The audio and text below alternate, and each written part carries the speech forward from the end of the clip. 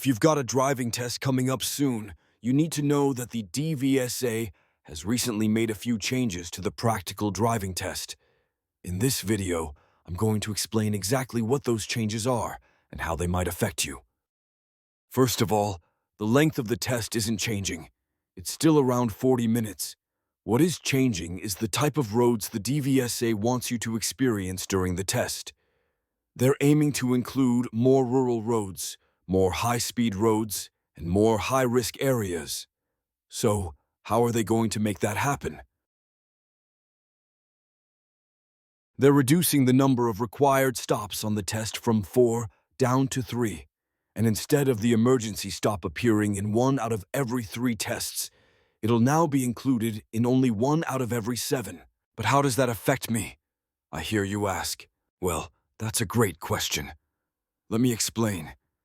Because you won't need to pull over as many times, and you won't be as likely to do the emergency stop.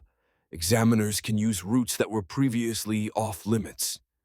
Right now, routes have to include specific places where you can safely pull over and perform an emergency stop. That can really restrict where the test can go. With fewer requirements, there's more flexibility to design routes that include rural roads, higher speed roads, and other challenging areas. This doesn't guarantee you'll get a 70-mile-per-hour road on your test, but it does mean more test centers will now be able to include them if they want to. From experience, I know some instructors don't always teach things they think won't come up on the test. They should, but some don't. As a result, lots of learners pass their test without ever driving on a 70-mile-per-hour dual carriageway, a rural road, or a single-track road. Let me know in the comments if this happened to you. Did you miss out on anything during your lessons that you feel you should have been taught? High-speed roads, country roads, anything at all? So, just to be clear, the driving test standard isn't changing. The marking, the scoring, the standard you need to reach to pass, all stays the same. What's changing is the potential routes. The independent driving element is also being updated. Instead of being just one section of the test, independent driving could now take up the entire test. And instead of either following a sat-nav or following road signs, examiners will be able to mix both throughout the drive. This gives them even more flexibility when planning test routes, because relying only on signs can be limiting.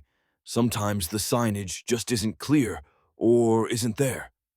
There's another reason for this change. Once you pass your test, you won't have someone sitting next to you giving perfect instructions. In real life, you'll be using a sat-nav, following signs, or simply driving somewhere you already know. Making more of the test independent better reflects what driving is actually like. That's all for now, folks. We have covered the new changes to the driving test. There's only 2 things left to do. First, subscribe to How to Pass Your Driving Test, and second, go and pass your driving test.